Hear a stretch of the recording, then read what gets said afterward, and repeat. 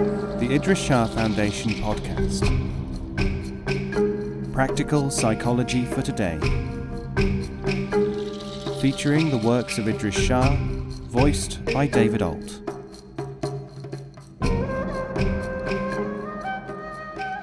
Welcome to the Idries Shah Foundation podcast. On this edition of the podcast, I will be reading from the ISF Blog, which can be found at idriesshahfoundation.org/blog. This post is Shah's Influence on My Guadamechi Leatherwork by Georges Centofanti. Having left Argentina in 1968, I hoped to steer my life away from intellectual activities such as poetry and journalism, and to work with my hands instead.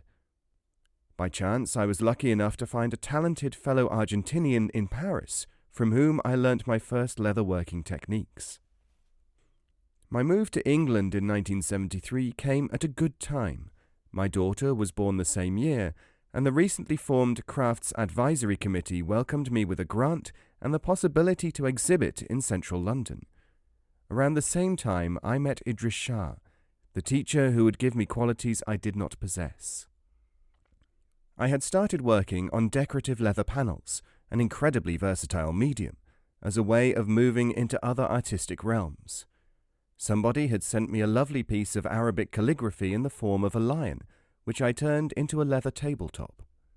I became fascinated by the beautiful boat calligraphy illustrating the story of the Islanders, which appears at the start of the Sufis.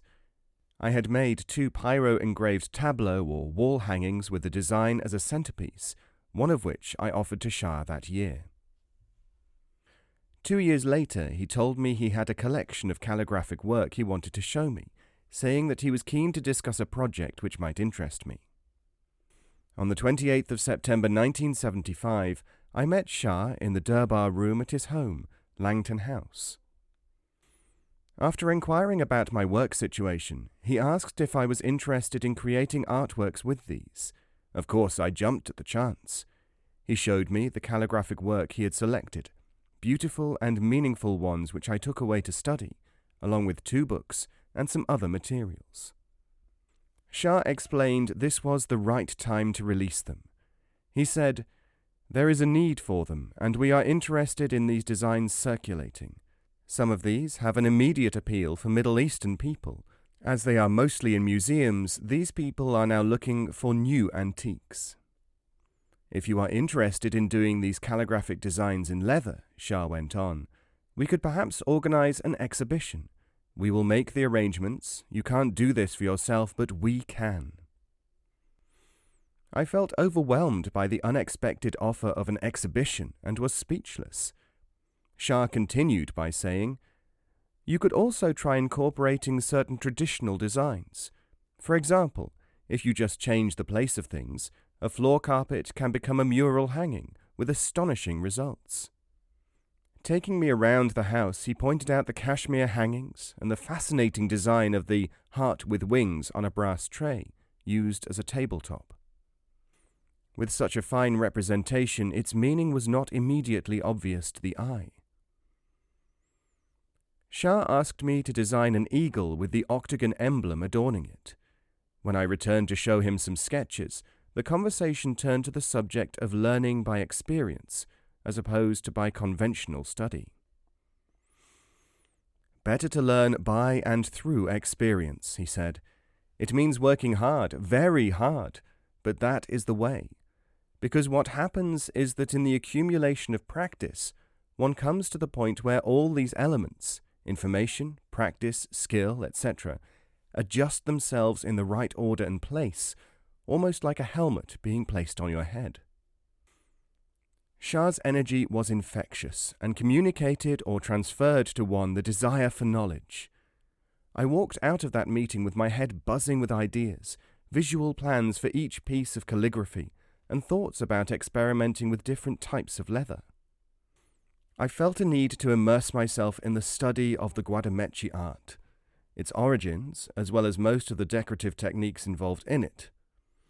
Alum touring, dyeing, gilding, blind stamping, embossing, modelling, moulding can be traced to the city of Córdoba during the Umayyad period, beginning in the 8th century. I would go back to see Shah at certain stages to show him the evolution of work. Checking the exactitude of the Arabic, the sizes, techniques and colours that I had proposed, he would say, "Colour? Oh, I don't know about colour. You are the artist. I'm sure you know." He talked about the difference in appreciation of values between East and West. Why is it that they admire the same rose and yet have different standards in art or architecture? Or why is it that they, an Occidental and an Oriental, may look at the same picture, for example, of a cathedral, and yet see quite different things? A Westerner may admire a picture that an Oriental finds uninteresting, noticing only the dust on it. Why is that? One day, when I showed him the pomegranate calligraphy, suggesting it could be done as a prayer rug hanging, he showed me how to do it. Kneeling over the large drawing, he demonstrated where the niche should be for the head. I found it very amusing.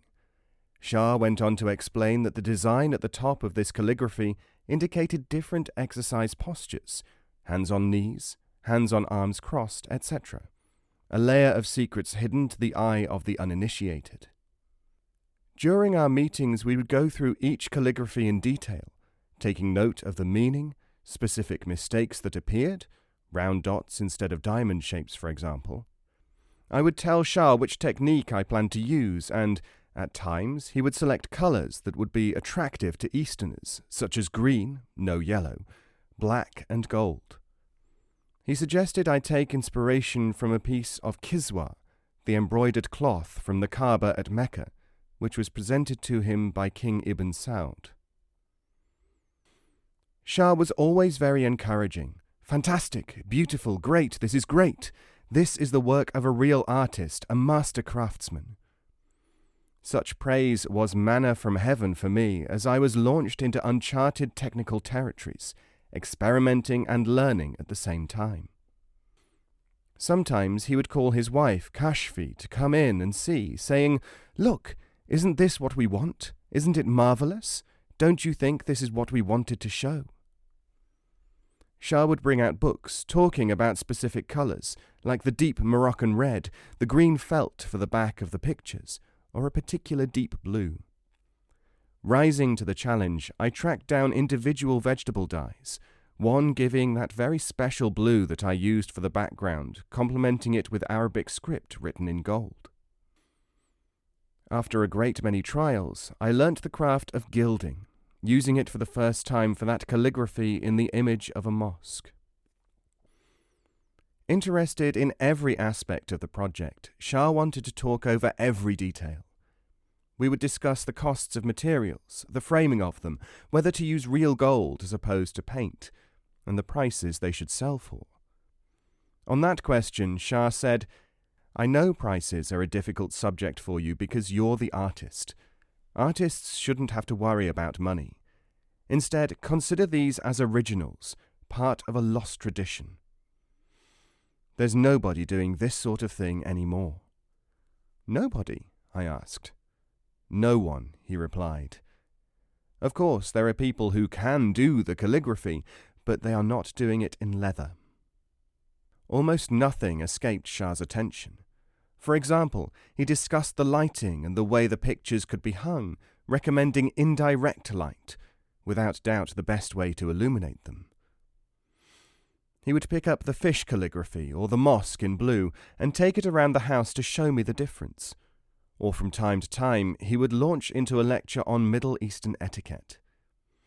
Such lessons explained what I should and shouldn't do when it came to selling my work. For them, a civilized person is not necessarily related to commerce, but judged by his culture, he said. This means respect for the artist, because they consider that skill is a gift from God, and as a consequence, they will respect you for the work you have done. Shah commented on the matter of signing work as well. "There is a tradition concerning the signature," he said. "Artists never used to sign their work. Their aspiration was that their work was their signature, because nobody else could do it. That's why they strived for the perfection of their art and style.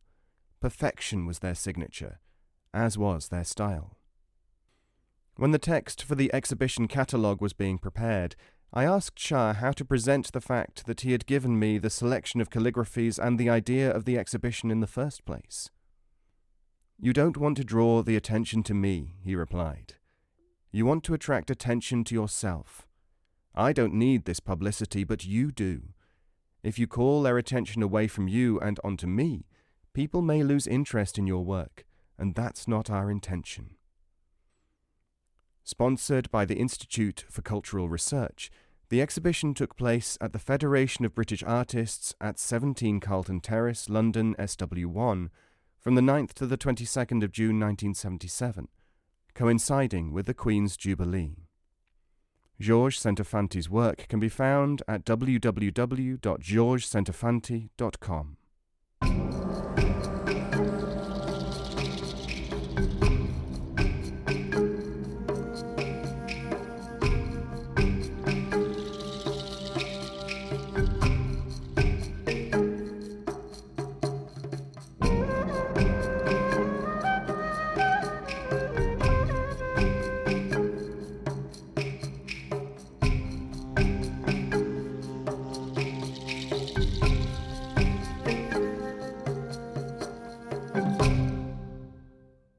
This podcast is copyright 2016, the Idries Shah Foundation.